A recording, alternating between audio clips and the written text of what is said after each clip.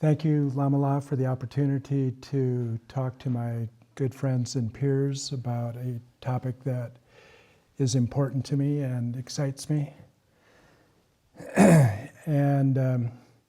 So I will be talking for about an hour, and then we'll do a 24-minute meditation, and then take a 15-minute break. And perhaps if there are questions, there'll be time for a brief response to your questions, and then we will get on with the main event later, after our 15-minute break, I mean.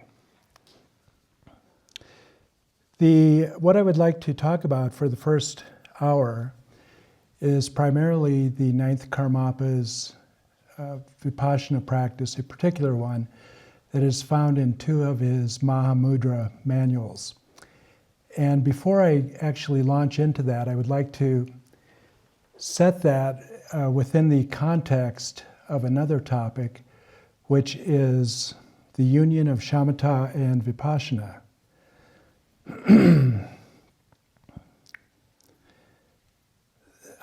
Shamatha, very succinctly, is defined by Takpo Tashi Namgyal in Mahamudra, the Moonlight on Mahamudra, actually. When mind rests naturally without contrivance, that is shamatha, very succinct. And then the definition of vipassana in Tilopa's Mahamudra instructions is when mind looks at mind and finds no mind. That is vipassana. And the union of these two is often regarded, and rightly, as the full accomplishment of both of those, and then the recognition of a single reality that combines both aspects of those. But there is another way of looking at this union of shamatha and vipassana that can be useful to us while we were actually working on the path of shamatha. And so this full union of shamatha and vipassana would occur in the Mahamudra scheme of things, in the second yoga of Mahamudra, freedom of elaboration. And what I am going to be describing next is a way that we can actually use vipassana practice while we are working on developing shamatha and working on the first yoga of Mahamudra, which is single-pointedness. In a very exciting new book by Lamala and Yangchen La, and with the very able editorial assistance of Siddhartha, this book, Shamatha and Vipassana, an anthology of pith instructions. There is an entire chapter actually devoted to, the 12th chapter, devoted to the union of shamatha and vipassana. And this is a very detailed description by J. Tsongkhapa about how to combine analytical practice of vipassana and the mental and physical pliancy of shamatha to achieve stable wisdom. And here in this chapter he explains, if you have not attained each of the two, shamatha and vipassana, according to the criteria of achievement as explained for each of those two, respectively, then you will not have the cause to forge them together as a pair. Thus, it is definitely necessary for you to achieve each of the two in order to have a pair to unite.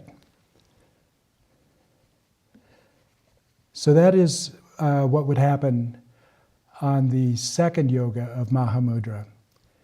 But the more basic form, which can be very beneficial in actually supporting our Mahamudra or our shamatha practice while we're still trying to develop it, is described by the third Kamtrul Rinpoche in the Royal Seal of Mahamudra as, by the strength of shamatha, distraction ceases. Through vipassana, it becomes like a mountain. For beginners, which would be everybody who is still on that first yoga of Mahamudra, for beginners, the meditation with these two in union has been explained as follows. If due to excessive analytical meditation in vipassana, distraction develops, one should practice shamatha. And when through excessive shamatha and meditative resting there is dullness, vipassana should be practiced. When practicing shamatha and vipassana together, one should practice truly uncontrived equanimity. So these two antidotes to the two main problems of developing shamatha, which would be distraction and dullness, can be applied momentarily within a single session. For instance, if you are deep in shamatha practice and you're feeling sluggish, you can do something as simple as, who is it that is feeling sluggish? Very basic momentary vipassana practice that could actually revive and has the intention of reviving your shamatha practice. But in long-term retreat, it's not all that uncommon, I believe and have experienced, that the momentary sluggishness can become entrenched in a type of joyless plateau or feeling of stagnation. And if that actually sets into your shamatha practice in retreat, then perhaps a more systematic approach to adding this antidote of vipassana would be helpful. And that is really what I'm going to be talking about today, is a way of adding just a little bit of vipassana practice without disrupting your shamatha schedule, so that it will support and revitalize your shamatha practice if you have fallen into this plateau. And it seems to me that this Mahamudra vipassana, of all the vipassana practices that I know of, is especially well suited to providing an antidote to your practice of shamatha without a sign. Because if the sluggishness arises with that practice, you might be very reluctant to try an analytical meditation or something conceptual, because there is something so alluring in resting in that non-conceptual state when you're practicing shamatha without a sign. And this is how Trungpa Rinpoche describes this practice in his Pointing Out the Dharmakaya, or his commentary to it, which the Pointing Out the Dharmakaya is one of the Mahamudra meditation manuals of the 9th Karmapa. So Trungpa Rinpoche says, first of all, we need to understand that looking at something and analyzing something are quite different. Analysis is not really meditation. It is a conceptual process of inferential reasoning. Looking, as we're using it here, means looking simply and directly at what we are experiencing. In the context of this practice, you are simply trying to directly experience your mind as it is, without the overlay of conceptual expectations or ideas. One of my very favorite Mahamudra Vipassana practices comes from these two manuals of the 9th Karmapa. Pointing Out the Dharmakaya is one, and Mahamudra, the Ocean of Definitive Meaning, is the long encyclopedic compendium of those practices as the other. And within both of these texts, there are three different approaches to Mahamudra, or to Mahamudra Vipassana, that are described. There are actually 5, but they can all be really coalesced really into these 3. So the first is looking at mind within stillness. The second is looking at the mind within occurrence or movement. And the third is looking at the mind within appearance. The Vipassana practice that I want to look at today is looking at the mind within appearances. And this particular practice of looking at the mind within appearances is often called the 4 recognitions. And the particular expression of these four recognitions that I'm about to read to you actually doesn't come from either of these two texts of the Ninth Karmapa, but this particular expression of it, anyway, comes from a beautiful book called A Spacious Path to Freedom, Practical Instructions on the Union of Mahamudra and Ati Yoga. And we all know, of course, that this is by Karma Chagme, with detailed commentary by Gyatro Rinpoche, translated by B. Allen Wallace. And this is one of my all-time favorite texts, and I can just remember the impact that Karma Chagme had when I first encountered him in 2015, I think it was. He taught that in an 8-week retreat in Australia. So this is how it is presented, the expression of it in that particular text, Spacious Path to Freedom. Now, all objective appearances are like water and waves. All are apparitions of the mind, and in reality are unestablished. By realizing this, one recognizes all appearances as the mind. That's the first recognition. By analyzing the essence of the mind in terms of going, staying, and arising, it turns out not to be established as anything. So like horses and elephants in a dream, it is unestablished in reality. By realizing this, one recognizes that the mind is empty. Number 2. From the state of emptiness, clarity and limpidity in unceasing great joy, it spontaneously arises as manifold appearances, like the moon's reflections in water. By realizing this, one recognizes emptiness as spontaneous actualization. That's the third recognition.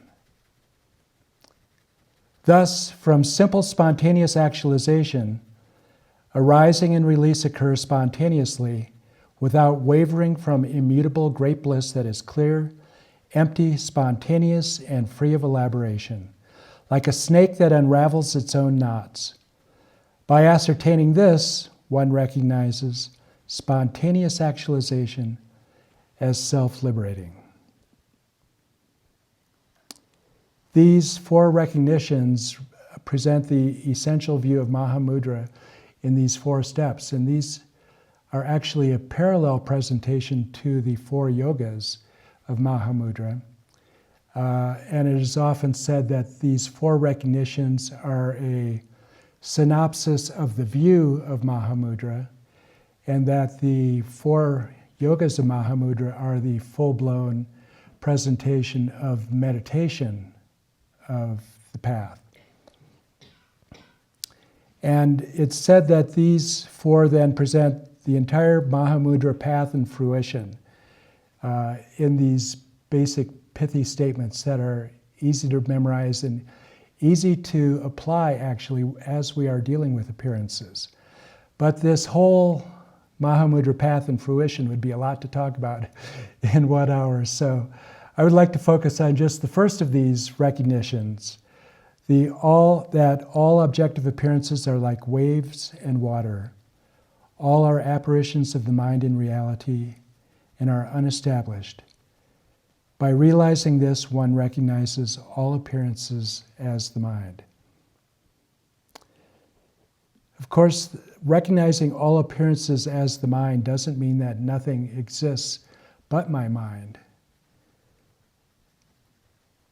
The term appearance actually refers to 2 different aspects of experience. Those that are experienced as external objects and those that are experienced as internal mental events. The external appearances consist of objects that are perceived by the 5 sense organs. So there's obviously something in the external world that these sense organs are relating to. And then the internal appearances include the mental images that are generated by the 5 sense organs by the five sense consciousnesses actually, as they contact with the information coming from the five sense organs, and then what is experienced by these sense organs.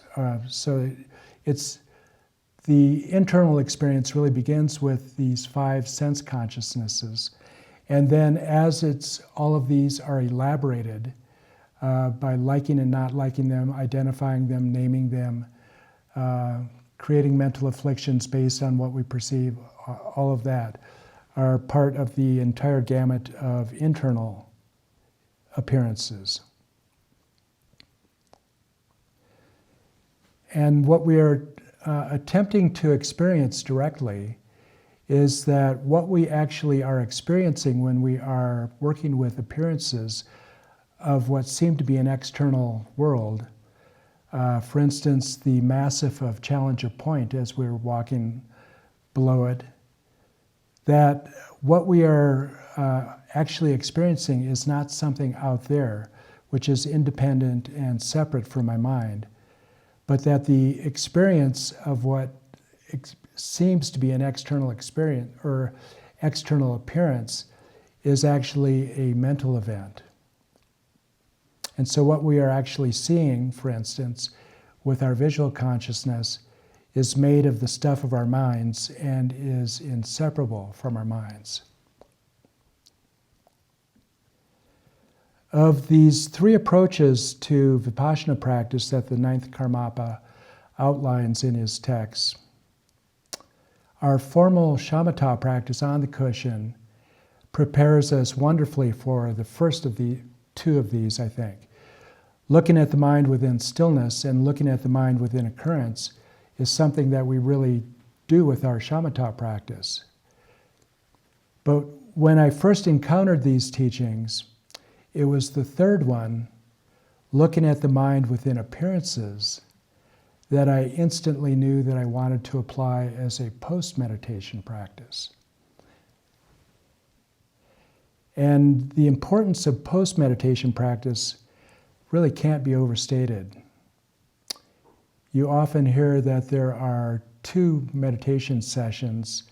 There is the meditation session on the cushion, and then there is the session between your sessions on the cushion.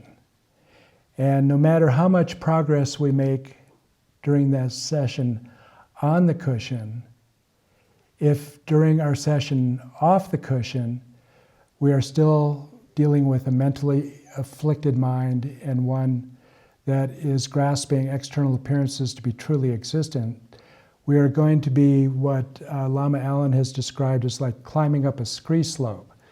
And this is, if you have spent much time in the mountains, especially in the Sierra, where the scree are marble-sized bits of decomposing granite, and you are seduced by this open alleyway that leads right up to the top of a ridge. So you commit to that, and then you just basically step onto the treadmill. You take one step forward and slide 3 feet back. So that is a beautiful analogy of what your progress in shamatha and vipassana will be like if you don't really give the importance, understand the importance of post-meditation practice and how it relates to your sessions on the cushion. And here, Dakpo Tashi Namgyal explains in Moonbeams of Mahamudra that post-meditation is where recognition becomes familiar. So we strive to recognize these four aspects of our experience of appearances, and this is where that recognition becomes familiar in post-meditation. He says, during meditation, the mind abides one-pointedly. After meditation, mindfulness must be sustained so that whatever arises is recognized as the play of mind itself. If recognition is lost, one should renew it again and again. And he adds that the key is not to reject appearances or to try to keep stillness artificially. This is really important because we might develop that habit from our shamatha practice, but to recognize the same empty clarity in movement as in meditation. This post-meditation mindfulness is what bridges the gap between meditation and life, so that insight continues through all of the movement that we encounter in post-meditation and in our speech and our thoughts. In Mahamudra, the goal isn't to remain in blank meditation, but to recognize that everything that appears is the display of mind's nature, which would actually be the third of those recognitions. Naropa's pith advice puts it this way: if you grasp meditation as something apart from ordinary experience, you will never find the true Mahamudra. And as Gampopa and the third Karmapa both emphasize, the stability of realization depends on familiarization. And this familiarization occurs mainly through post-meditation mindfulness, by repeatedly recognizing mind's nature in ordinary experience. So what we are doing, actually, if we are trying to apply this while we are out walking between our meditation sessions on the cushion, is trying to apply what the ninth Karmapa states, that appearances of form, sound, and so on are none other than the mind's display. They have never existed outside of consciousness. And when we look carefully at an appearance, we find it is simply the mind experiencing itself as object. Recognizing this, we cut the fixation on external reality. Whether we are working with external appearances or internal appearances, the advice is the same, and that is to recognize the nature of the appearance that we are working with or that is appearing to us. But it is said that of these three, working with appearances in stillness, in occurrence, or working with the mind, that is, in stillness, in occurrence, or as appearance, that the most difficult of these three is dealing with appearances, and especially appearances of apparent external objects. And this makes sense because of how habitually we regard everything that we see as external and separate from our mind and truly existing out there independent of us. And the delusion of subject and object duality is so deeply entrenched, in fact, that it really is a useful definition of samsara. If we are born into the samsaric realm, external appearances are experienced as separate from the mind. You might recall Lama Allen's teaching in another 8-week retreat about 8 years ago, I think it was. This would have been in Pomaya when he gave a sneak preview of a teaching from Vajra Essence. And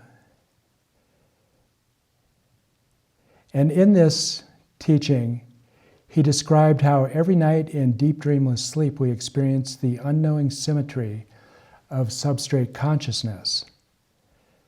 But that symmetry is broken eventually by karmic energies that set the mind in motion as dreaming or waking. In the first instant of that motion, substrate consciousness arises, like the unsheathing of the lightsabers in Star Wars. And as it is stated in the text, while it can give rise to all kinds of appearances, it does not enter into anything.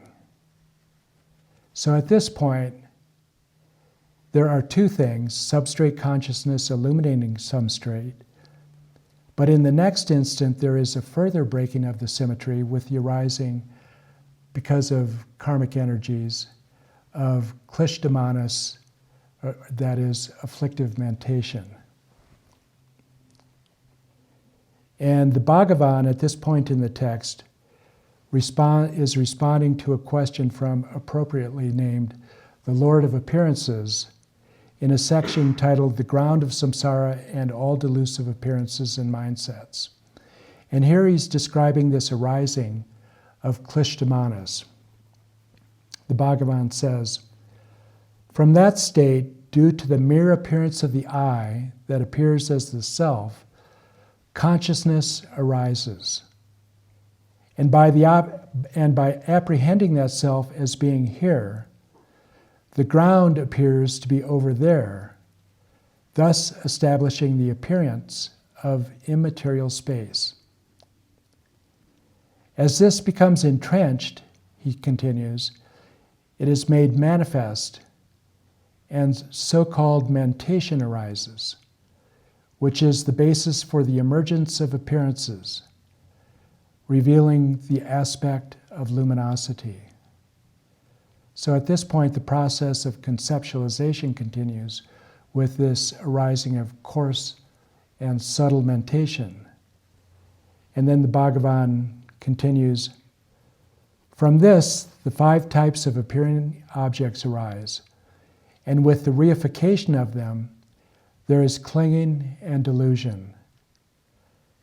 Consequently, from the appearance of the self, as before, all inner and outer phenomena, including the physical worlds, their sentient inhabitants, and sensory objects, emerge as dream appearances within the ground space of awareness. Joy, sorrow, and indifference are held close and clung to as being truly existent. This is delusion, so recognize it. And then he concludes this particular section. In this way, when all appearances and mindsets arise in their natural order, the whole of samsara appears. By reversing their natural order, they withdraw into the womb of the substrate, suddenly vanishing without the slightest trace.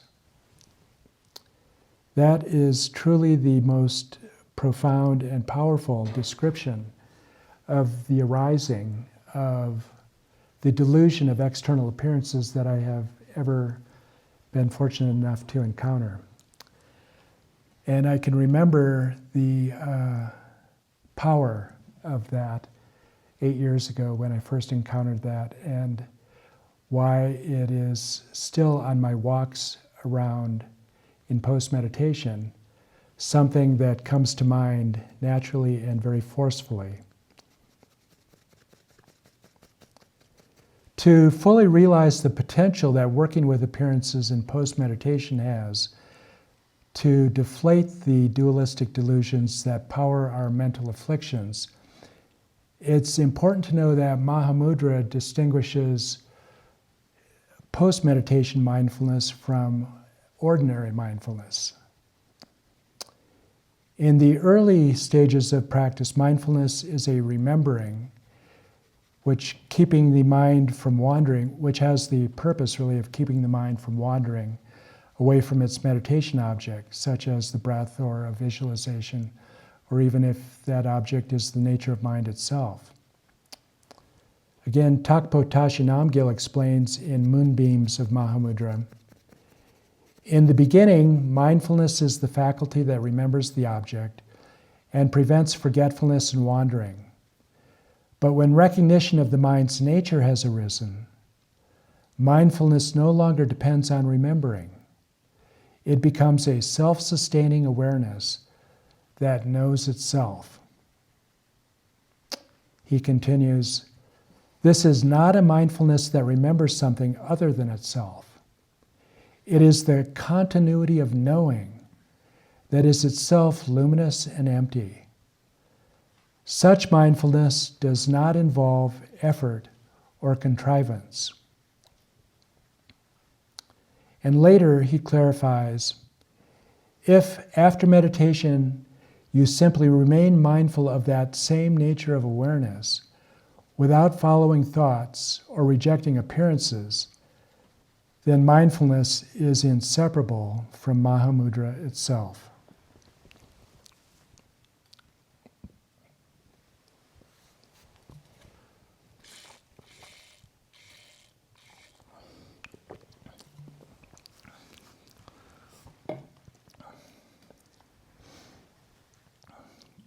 So this description of post-meditation mindfulness in the Mahamudra scheme sounds a lot more like Lama Allen's preferred translation of mindfulness as bearing in mind.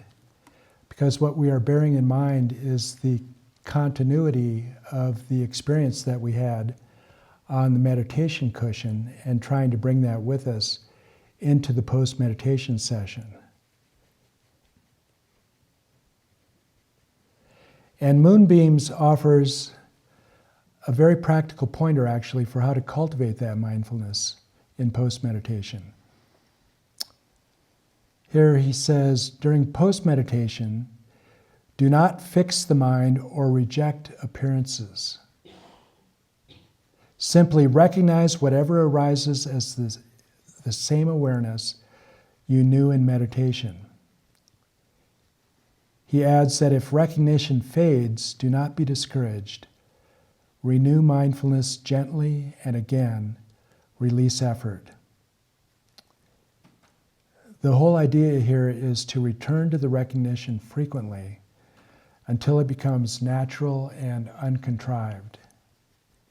Eventually, the distinction between meditation and post-meditation dissolves entirely and becomes self-sustaining awareness.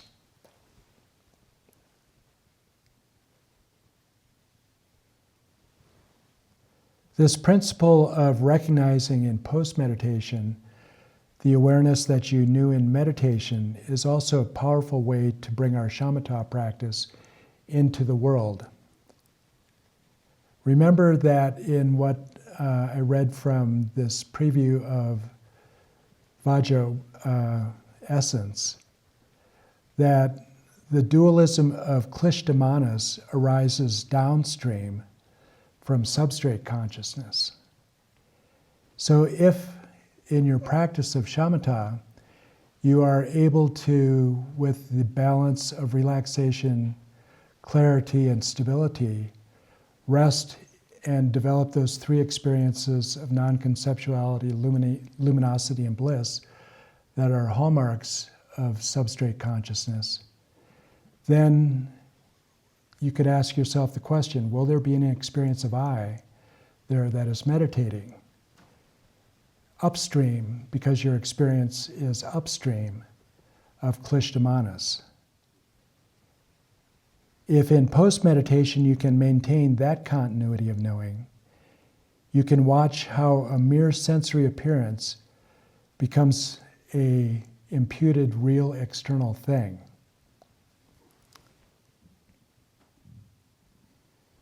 Yangtang Rinpoche described this in his summary of view, meditation, and conduct, saying, the first moment of perceptual awareness is usually okay. For example, when looking at a tree, the very first moment of awareness is okay. It doesn't make any mistake. But mistakes always happen from the second moment of awareness. So it's important not to let those mistakes continue. The first moment is like a mute who cannot speak but can see everything. So you're not mentally talking back to reality, you're just experiencing it. The second moment, involving conceptualization, is like somebody who is blind but who can talk very well. If you let the conceptual mind continue, it leads to the distractions, dualistic grasping, and delusion.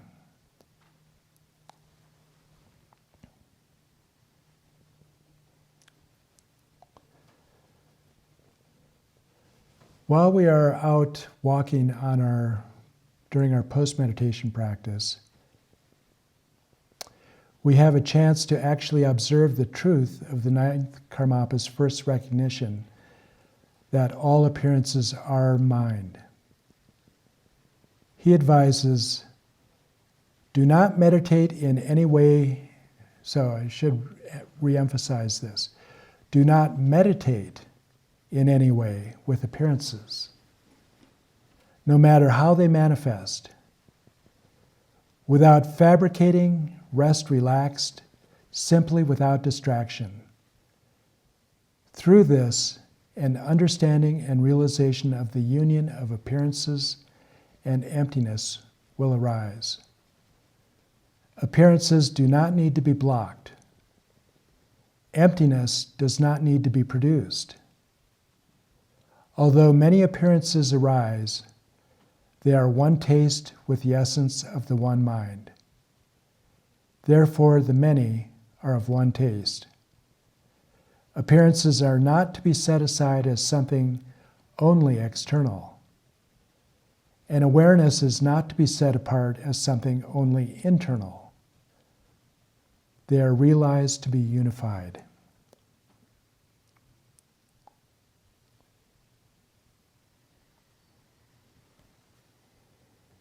If we can recognize that, then what started as a vipassana practice to produce an antidote to sluggishness in our shamatha practice can actually be the full-blown arising of that greater form of shamatha, the recognition of a single reality that has both aspects of stillness and appearance.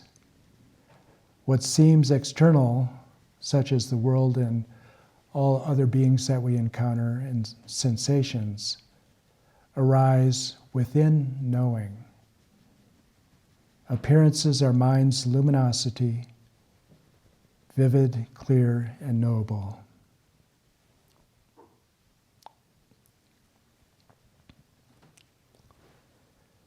As the royal seal of Mahamudra states, all appearances of the six consciousnesses are the displays of one's own awareness.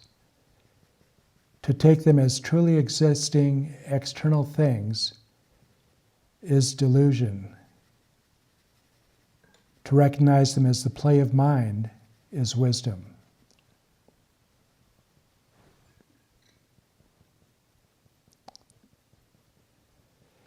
And here, as cited in Lama Allen and Yangchen La's new book in chapter 16, which is the presentation of another text by Karma Chagme, the Lankavatara Sutra states, the mind that is stirred up by habitual propensities emerges as appearances that seem to be real. But they are not real, for they are the mind itself. To see external objects is a mistake.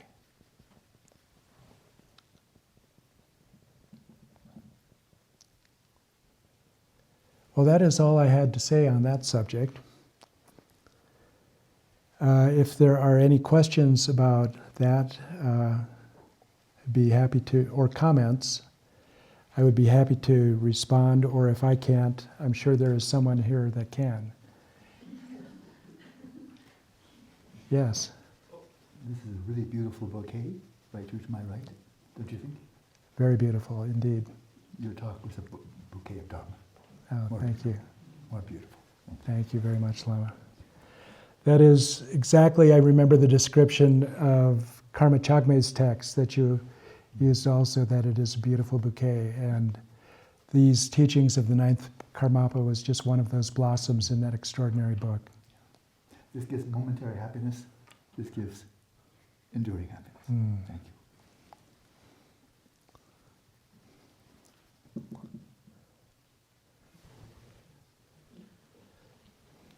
Aaron Law, there's a question over here.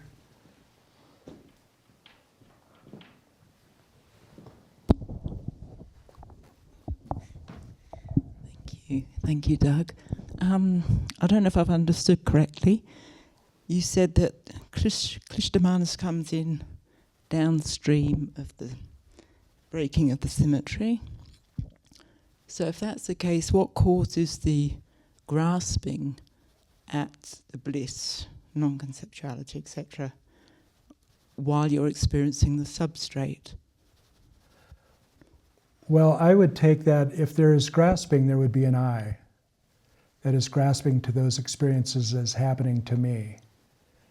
And so I would say that it would seem to me that it is possible to be experiencing non-conceptuality, luminosity, and bliss as experiences that are temporary, but that we can reify those experiences and grasp to them. And if that were the case, then that would be afflicted mentation, as I understand it. What do you think about that, Lama? I don't know. It's quite clear, and I'll try to be very concise, because This will help for yeah, people. thank you. Yeah. I'll try to be very concise, because I really want to listen to you more. It's quite clear in the descriptions, primarily from my very limited knowledge from the Lekmorn Vajra, in the Vajra essence, that while resting in the substrate consciousness, manifestly experiencing the bliss, luminosity, and non-conceptuality, that if, and you recall this because it's repeated, if their clinging arises to bliss, actually to non-conceptuality, that propels you into the formless realm, to luminosity, propels you karmically into the form realm, and if you kind of cling to or prefer, the bliss, then that would take you right back into maybe a deva realm within the desire realm. So I'm not sure that there needs to be, it's not clear to me, that there needs to be a sense of I for clinging to arise.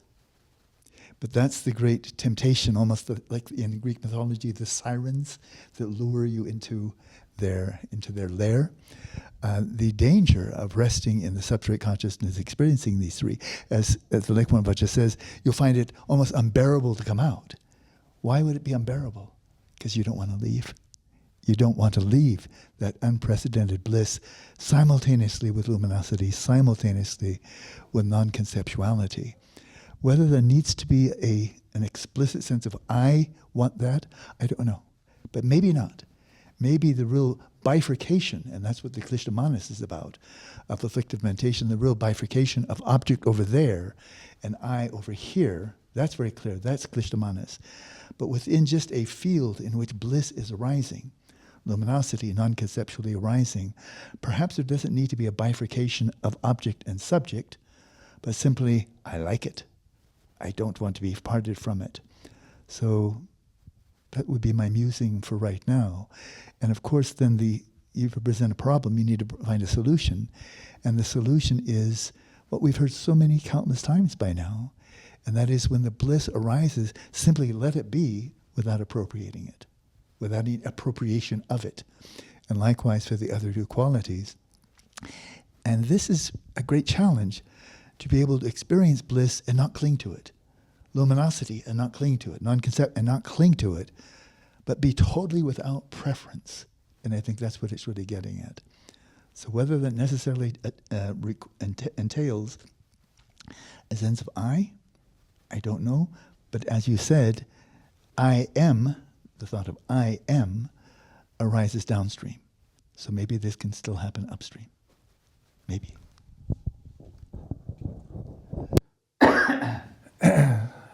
So am I correct in stating that Klishtamanus, as it arises, because it sounds like there's a sequence in the presentation, Yes, sure.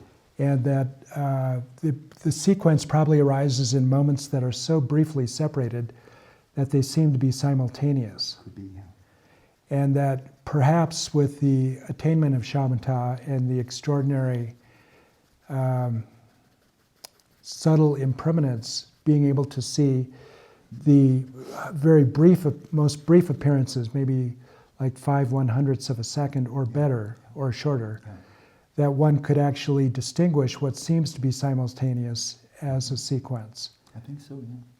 And to come back very briefly to the question, why do we slip back into grasping, clinging, and so forth and so on when you're kind of having a really nice day, resting in the substrate consciousness?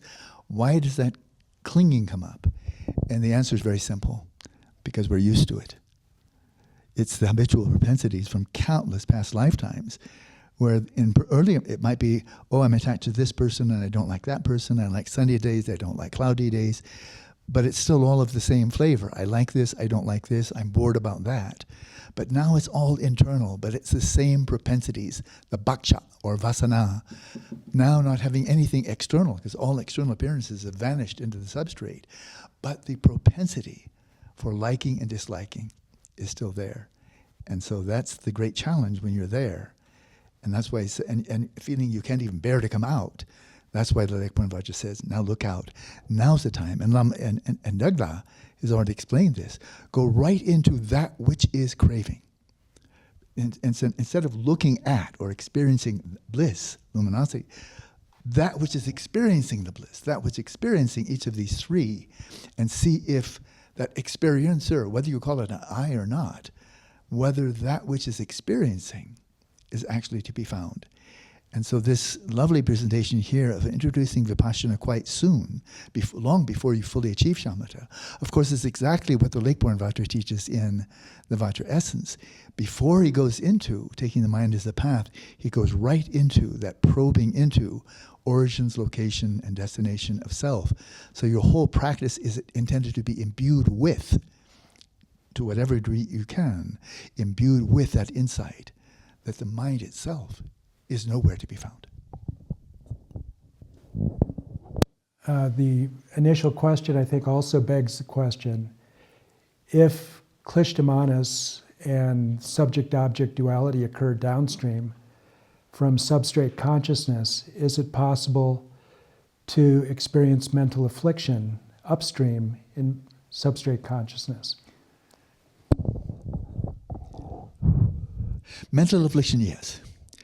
But as we know generally from achieving shamatha, the five obscurations are not eradicated, but they're dormant, right? And it's only with vipashyana that you actually cut the roots of the five obscurations, the three poisons, and so forth.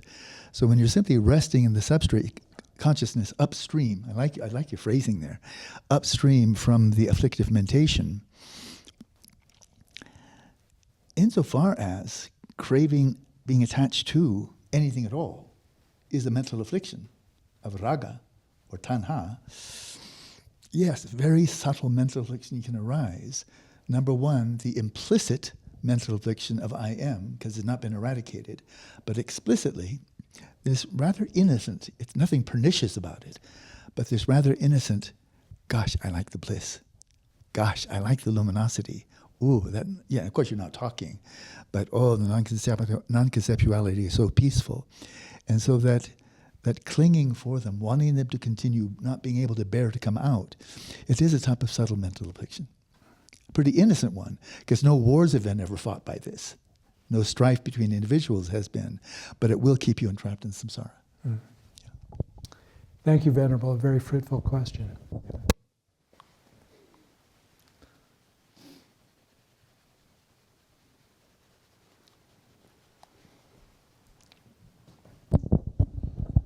Thank you for that, Doug. I had two questions. One, just a quick one, and then we'll start with that. But could you just clarify what looking within occurrence is versus appearance? I feel like that one's unclear. Maybe that's unfair. Not a quick question. So in the brief descriptions that I have read of those five, primarily in Trangu Rinpoche's Essential Mahamudra, and then his commentary to pointing out the Dharmakaya. It's the reason that of the five, then, so there is looking at the mind within stillness, looking at the mind within occurrence or movement, and then looking at the mind within appearance. And then the fourth is looking at the mind, or looking at the distinction between body and mind And then the fifth would be the combination of looking at the non-duality of of movement and stillness. So Trungpa Rinpoche says those can all be coalesced really into three: stillness, occurrence, and appearance. And so internal appearance sounds an awfully a lot like just occurrence, doesn't it? Yeah, I agree with that. And I think a large part of the discussion in working with the mind by way of appearance is dealing with external appearances, and why it just isn't called working with external appearances rather than appearance, because it does point out in that section that there are internal appearances and external appearances. Thank you. It sounds like there's a Venn diagram happening. But yeah, that clarifies. I guess this is not related totally, but I'm going to smuggle it in, I guess, since I didn't see another hand. But in my own vipassana, in my ignorance, something I'm struggling with in practice, this whole emptiness thing and all that. But there's the 8 conceptual elaborations, and they kind of imply, I think that's related more to referring to Dharmakaya, but that nothing arises or ceases. And so when I'm looking at mental occurrences, to see that a mental image or mental talk, to have a view that doesn't arise and pass, I'm struggling to metabolize that. That might be like a madhyamaka, mundane thing, versus like a absolute Dzogchen view. It never existed, so it can't arise and pass. But the third recognition here of spontaneously arises as manifest appearances, I suspect might be related, like this whole spontaneous arising. It's not a fully tight question, but do you get where I'm struggling in that? Like, does it arise or pass as mental appearance? And truly seeing that it doesn't arise and it doesn't pass, because in my practice there is this illusion that some impermanent, dynamic appearance of mind comes into existence and dissolves. Well, I think that perhaps the confusion is somewhat semantic in that when I describe the second Mahamudra, or the yoga of Mahamudra, as freedom of elaboration, I don't think that is referring to the freedom of elaboration that you're talking about with the when you're experiencing pristine awareness, for instance, of freedom from coming and going, freedom from existence and non-existence, etc. And so it would seem that when you are watching a thought or an appearance come and go, or you are investigating actually where does it come from, where is it, where does it go, that obviously is on the path rather than the fruition. So category error on my part, it sounds like. Well, I don't know. What do you, Lama, do you have something to elucidate that? As we are climbing these peaks in the Himalayas, Mahamudra and the 4 yogas and so forth and so on, sometimes where the air is very thin, at that altitude. Sometimes I like to just jump in a paraglider and float right down to the Gangetic plain, where the Buddha lived. And there's this, and I know you're very familiar with it, but the 2 very short paragraphs from the Satipatthana Sutta, which I plucked out and translated from the Tibetan, which I found was extremely accurate. And it's a close application of mindfulness to the mind. And in those 2 paragraphs, there's the incomplete teaching of the Buddha on vipassana, on the nature of mind, within the first turning wheel of Dharma. And I just find it so breathtakingly brilliant, and so concise. And those 2 paragraphs, according to the Buddha himself, if you practice those, that's sufficient to take you all the way to arhatship. I find that utterly breathtaking. And this is down in the foundation, the first jhana, the most primitive one. And so why I'm referring to this is that as the Buddha unpacks this practice of closely applying mindfulness to the mind itself, one examines closely, I think is the best word, rather than analyzing, but and examines very closely what he calls the factors of origination and the factors of dissolution. So from moment to moment, hovering there. Now, ideally, you would have achieved shamatha already. In the Satipatthana Sutta, you would have achieved it by mindfulness of breathing. So you've achieved access to the first jhana, ideally. But even if not, when you're doing this practice to the best of your ability, you're hovering in the precise immediacy of the present moment, in that stillness of simply being aware.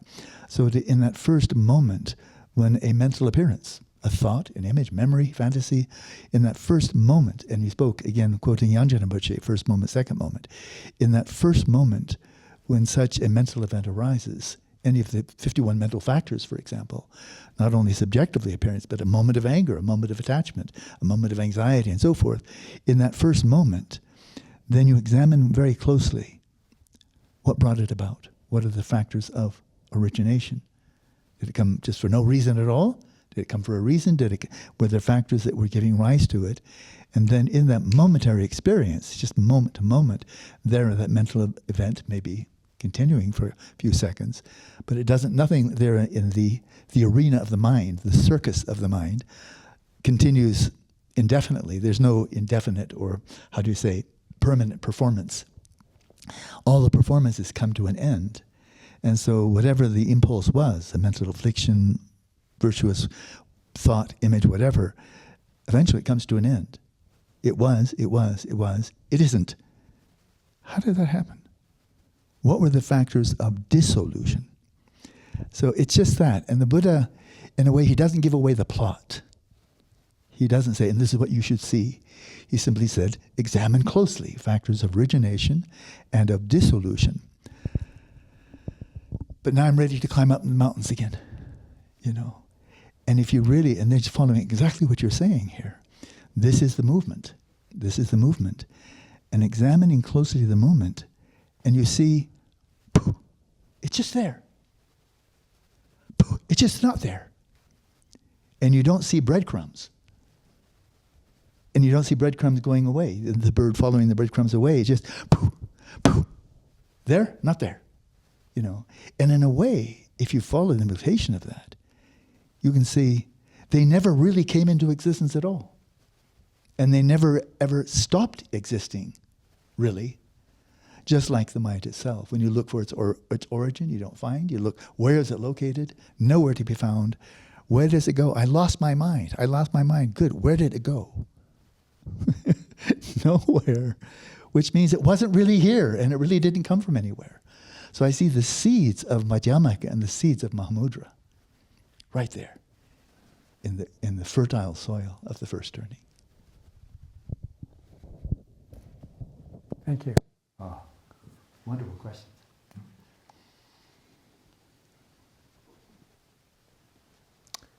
Well, that's perfect timing, actually. Now I would like to, so really we just moved the question period up from the end of meditation to the beginning or before. So now, why don't you just take a moment to stretch, find a comfortable position, have a sip, and we will do a 24-minute meditation.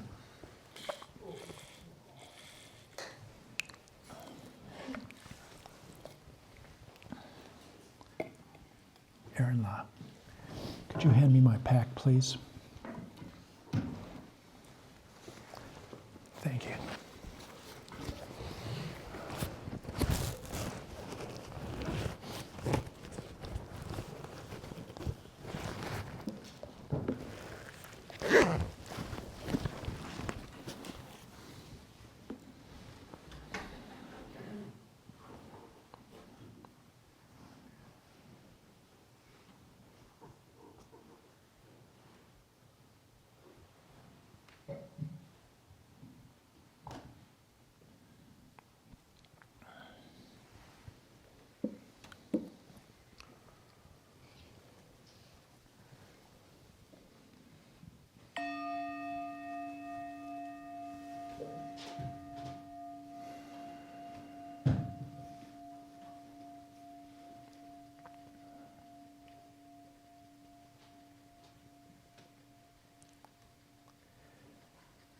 Begin, as always, by settling your body, speech, and mind in their natural states.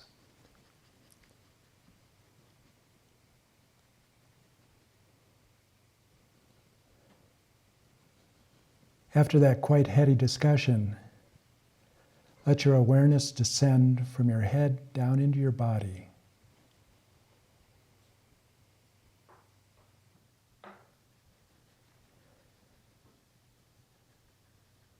And by way of sensations, note wherever there might be tension or pain, and let your breath be drawn to it and release it on the exhalation.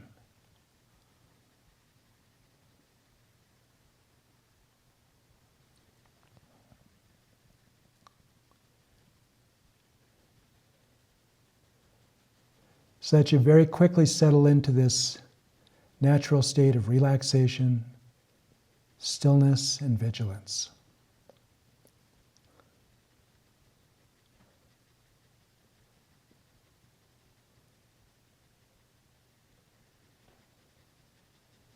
And settle the breath in its natural state of effortless silence.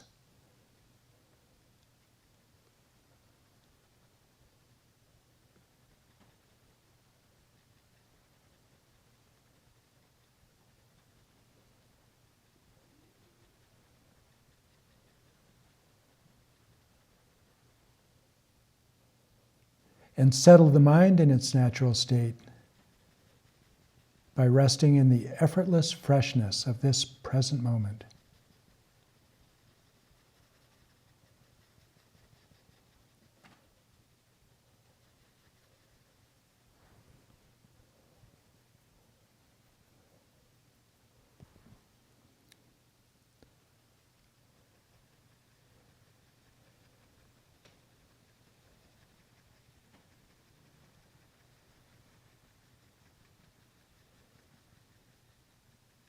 And let the natural states of body, speech, and mind give rise naturally to the awareness of resting in the three experiences of bliss, luminosity, and non-conceptuality.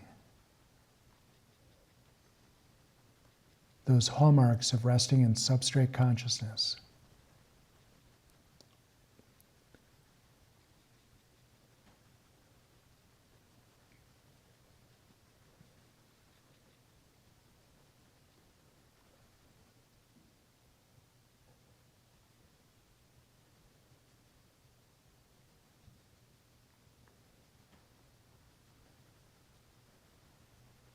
If you don't naturally go there in this setting, you might just recall an experience that you've had of that, or a glimpse.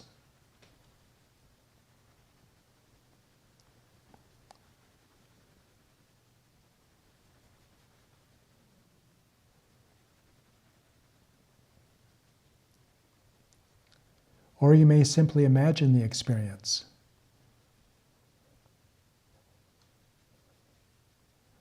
But rest in this awareness that gives rise to all appearances without becoming them.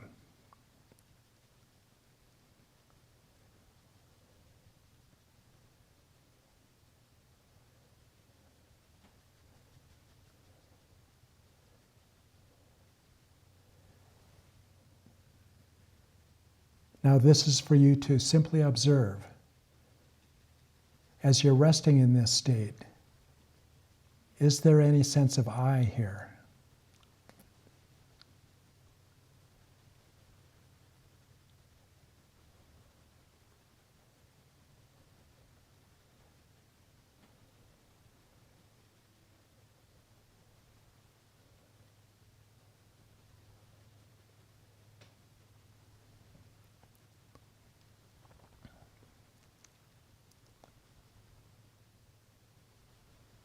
Even while resting here, internal appearances may still arise, abide, and dissolve.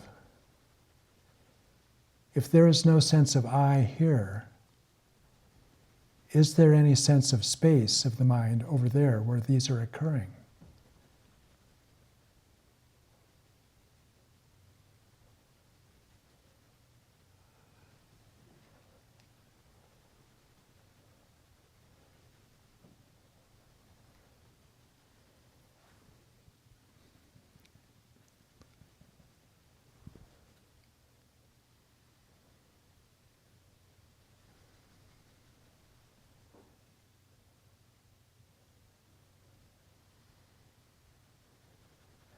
Now imagine that after a long, stable, and clear session of shamatha, while you are resting in this state, upstream from a sense of I,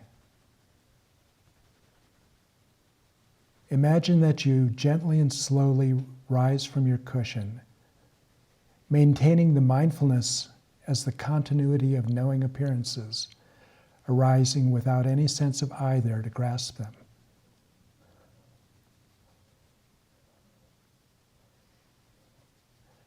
And now just imagine that you are leaving this room and out walking on your daily round through the natural beauty of this beautiful place.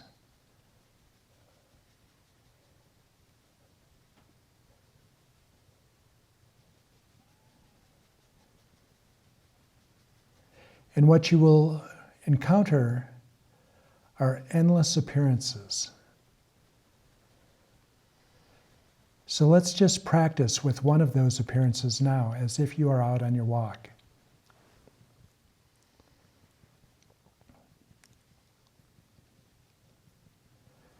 With your eyes fully open,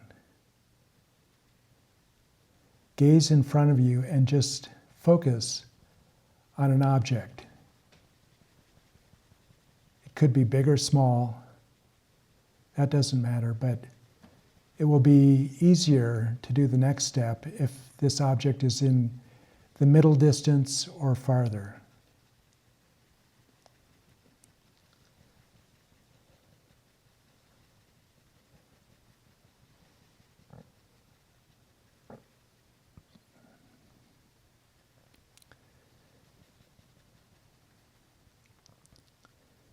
Now, while you are still gazing at this object, allow your eyes to relax, your focus, that is, to relax. So that now you are not seeing anything distinctly. There are no sharp edges.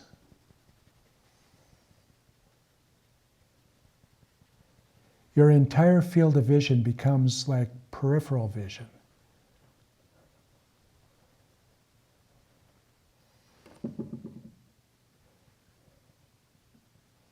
And then just observe. Does this reduction of the sharp edges of the object you are seeing help you to experience this object as a mental experience rather than as a truly existing external object?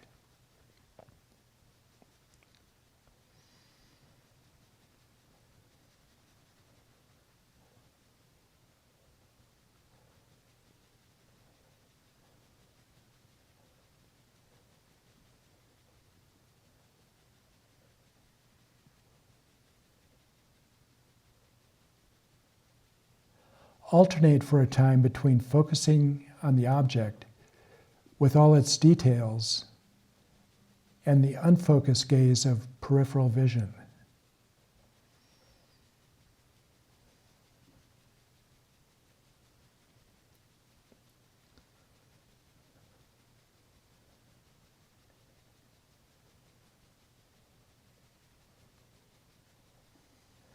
Does focusing on the details of a thing promote the fixation on the apparent separateness of what you are seeing?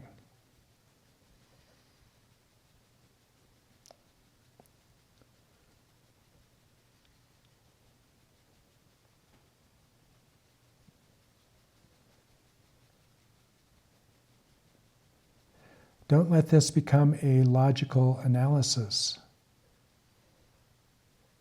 Simply observe with relaxed, stable, and vivid awareness your experience of what appears as an external visual object.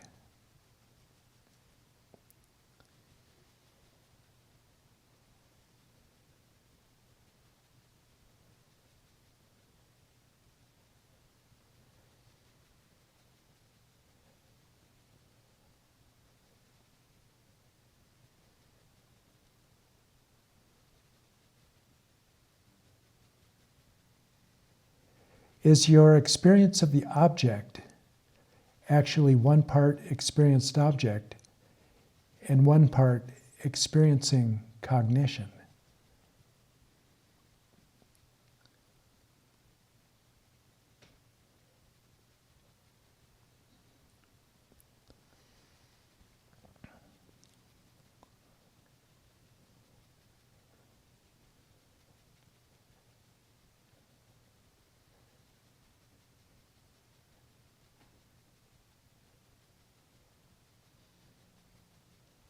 In the scene, there is only the scene, as the Buddha instructed Bahiya.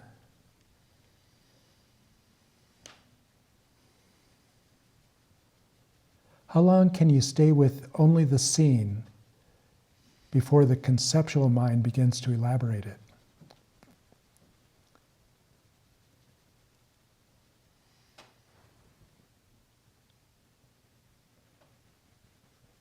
This is something you can actually observe with your shamatha skills.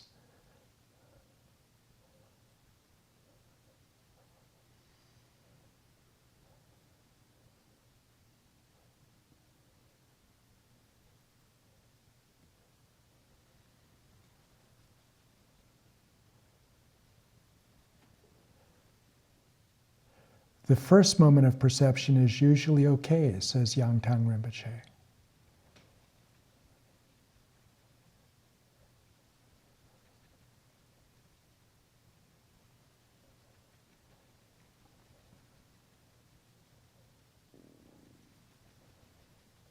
But then in that second moment,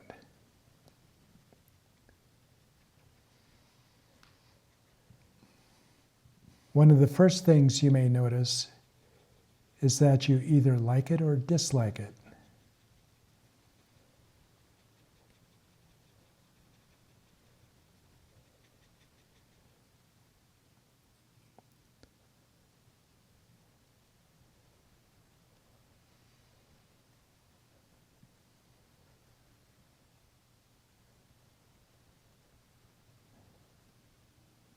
Can you observe that second moment of awareness in which a simple sense experience of the scene becomes an illusory thing that possesses qualities that you like or don't like?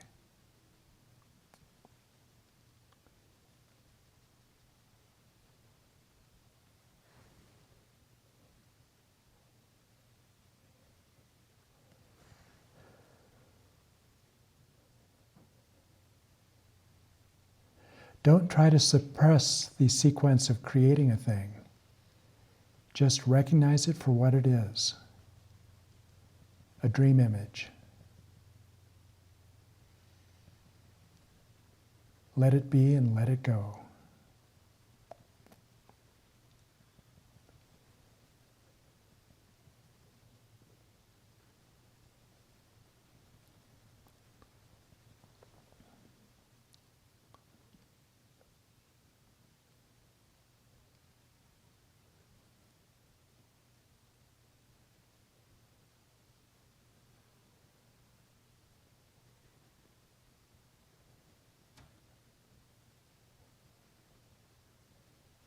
Now shift your gaze to a fresh object.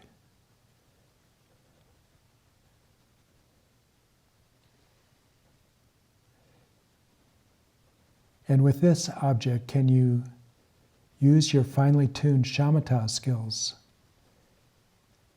to actually observe the relationship between mind and the objects that appear to the mind?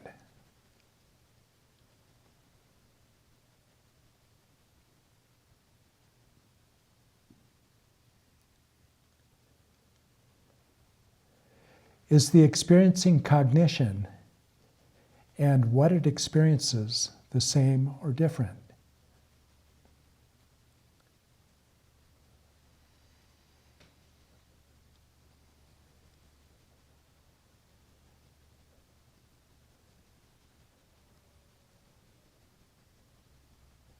Again, try alternating between a focused gaze on all the details of the object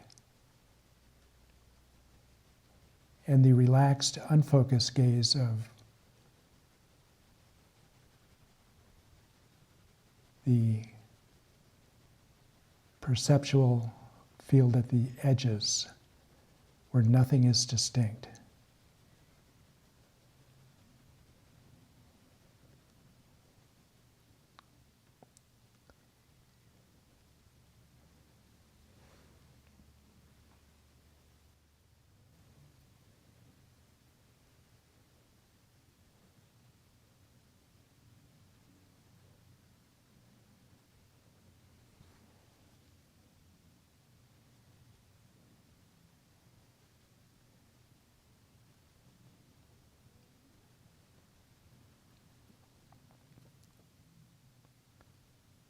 If appearances are in some way separate from the mind,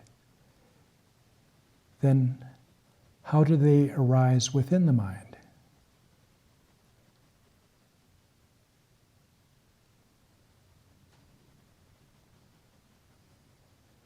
When you see an external object, does the appearance enter your mind, or does the mind somehow go out and enter the appearance?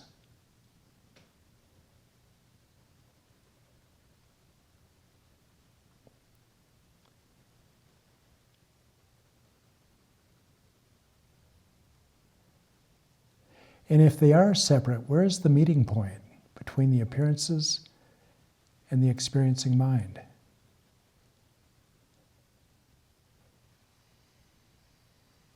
Is there an observable boundary between external and internal?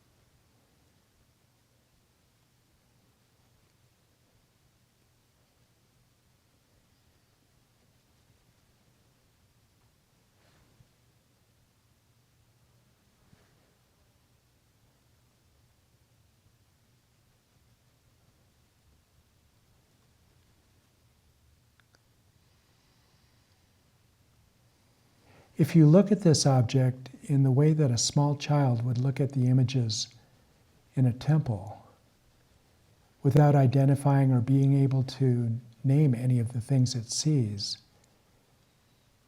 do you still see, nonetheless, the object clearly?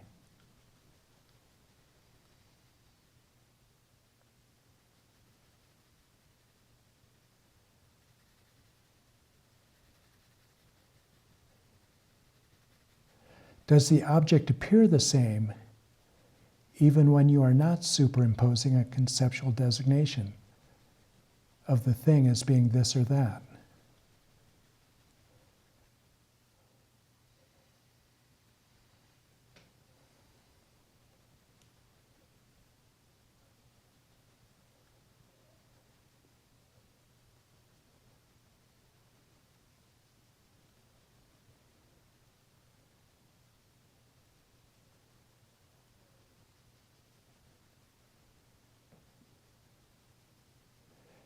Can you actually observe the instant that you overlay an identity on the object?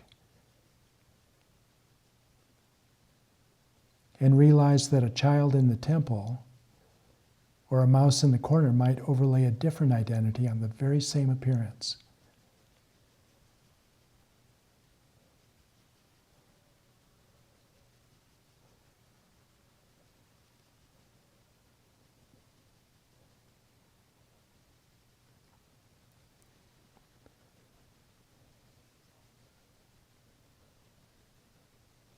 This is the ninth Karmapa's first recognition.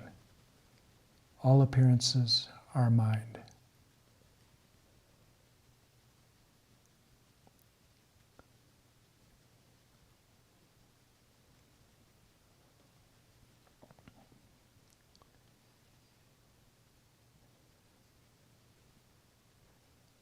When you look inward at this mind that experiences these objects, can you find an experiencing thing or being anywhere at all?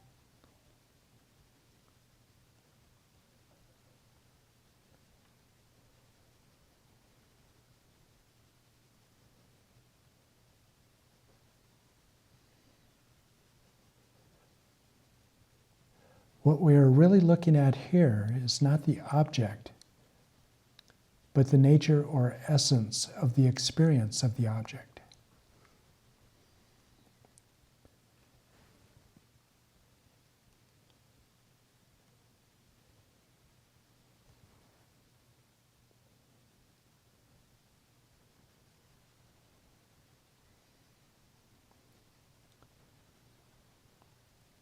You're looking to see if there is any substantiality in the consciousness that experiences the visual appearance.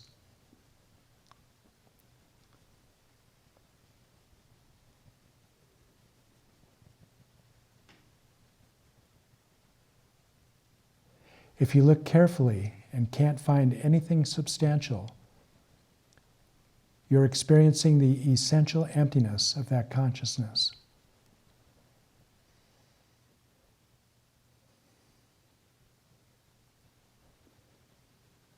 Mind is empty. The second recognition.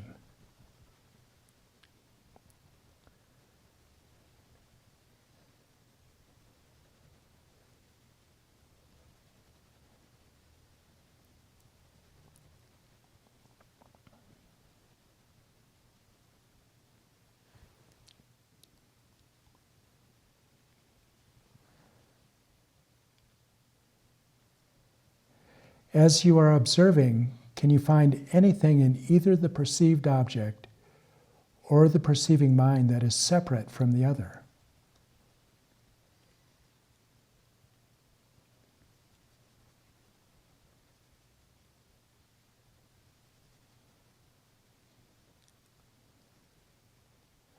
But although the two are not separate, neither of them disappears or ceases to exist.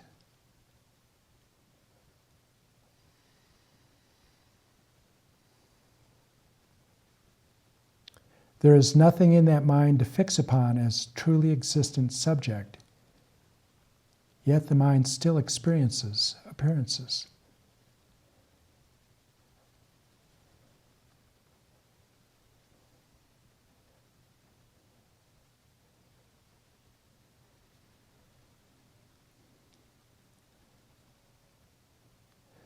The exalted Gotsangpa taught, forms are the non-duality of appearance and emptiness.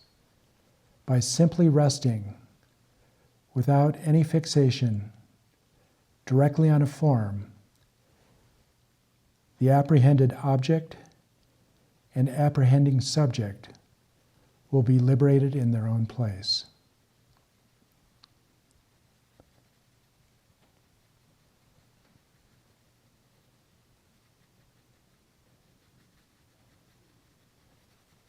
Rest in vivid awareness, never separated from the reality that all appearances are the display of that awareness.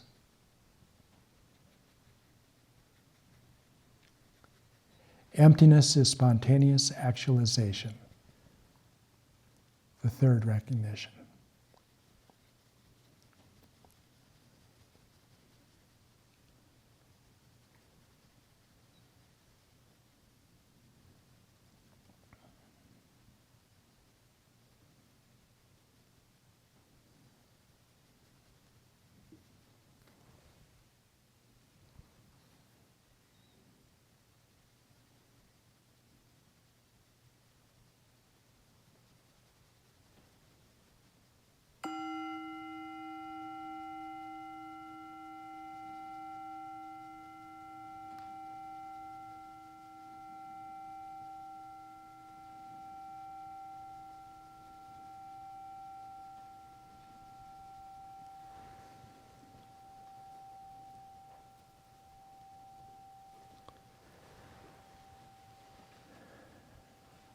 We'll take a 15-minute break now.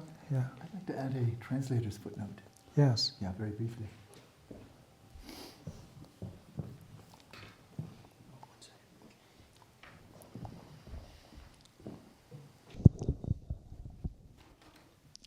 I've been translating longer than I've been teaching, since 1973.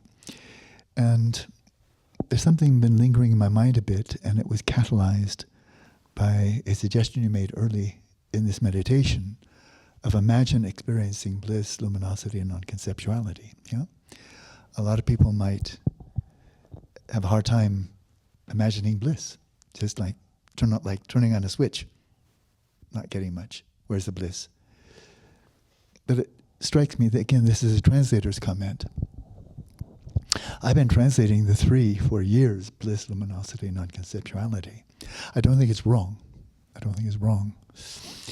But the term here that we translate as bliss, and it can be also translated as happiness and so forth, is sukha in Sanskrit. Sukha, very easy. Sukha is one of the 5 jhana factors that arises. And in the first, once you've achieved the first jhana, you have all of the 5 jhana factors are there, including investigation and analysis. So resting in the first jhana, you can practice vipashyana with investigation and analysis. You can do that. But as the mind slips into a subtler dimension of jhana, slipping into the second jhana, then the whole flavor, the whole mode of your awareness is too subtle to support investigation and analysis. You can't do it. You'd have to go into reverse and go back into the first jhana. But you still have 3 of the jhana factors, and that is pithy, which is joy, and then sukha, and then single-pointed attention. 3 out of 5 linger in the second one. That's nice. So joy is joy. I mean, joy, it really feels really good. Joy. It's pithy, or gawa in Tibetan. Gawa is like, I like it. It's pleasant. But then as you go on this increasingly subtle dimension, slipping into the third jhana, then the third jhana is too subtle to support joy, bliss, delight, happiness. It's too subtle. But what lingers there even after the joy has subsided is sukha. Now, in that context, I think the translation for sukha wouldn't be bliss, because bliss would be back there where joy is, right? I think sukha here should be translated as well-being. Well-being.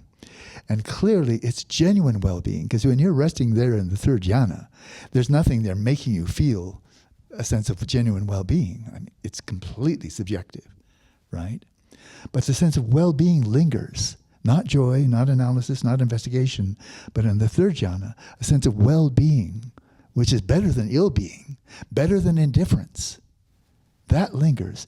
And you see, it must be less perturbing, less disturbing, less creating any kind of agitation in the mind than pleasure does, or joy. It must be. You go to the fourth jhana. In the fourth jhana, even the sense of well-being subsides. And all that lingers there is kind of an oceanic sense of equilibrium, equanimity, impartiality. And that's said to be the perfection of mindfulness in the Pali Canon. Now you've perfected it. Where it's not even perturbed by sense of well-being, which is a pretty minor, subtle perturbance, let alone joy, let alone investigation and analysis.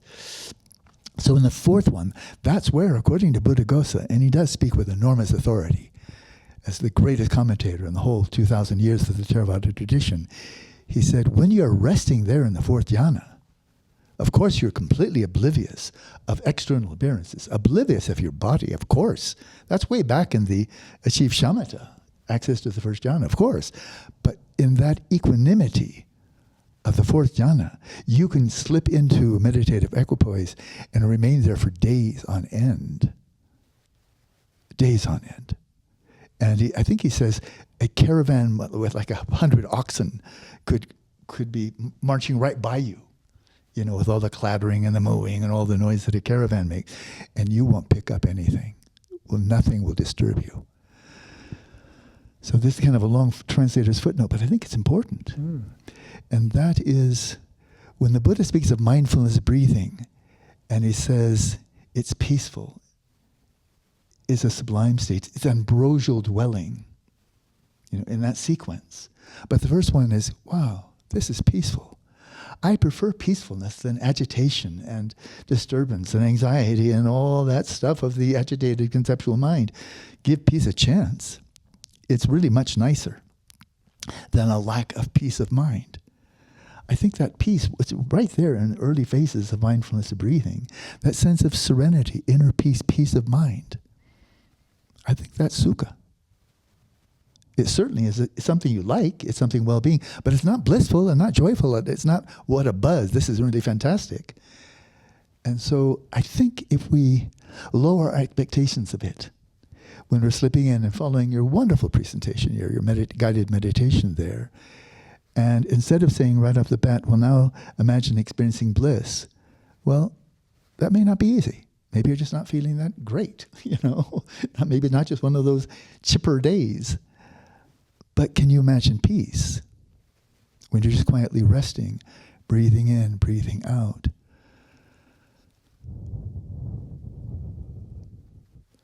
And clarity. Yeah, I'm wide awake. I'm not dozing off at all. And during that interval,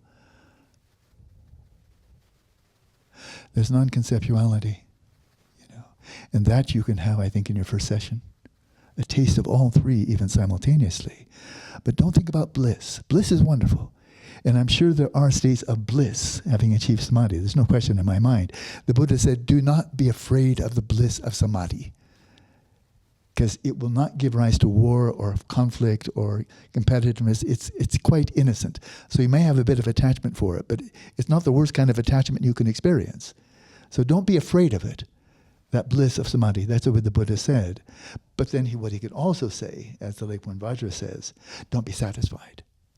And don't just cling to it and want to rest to it and hold on to it like a raft out in the ocean where the waves are all around you, or a little island and holding onto your little island. But it is a temporary refuge, and that's what the substrate consciousness is. So maybe well-being, luminosity, and non-conceptuality. Mm-hmm. It's way too late to change our second edition of the 3 editions of Dujun Lingpa's Revelations.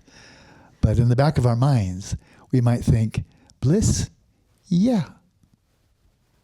But maybe we can throttle down bliss a little bit to say, I'll still call it bliss. But what is a sense of well-being?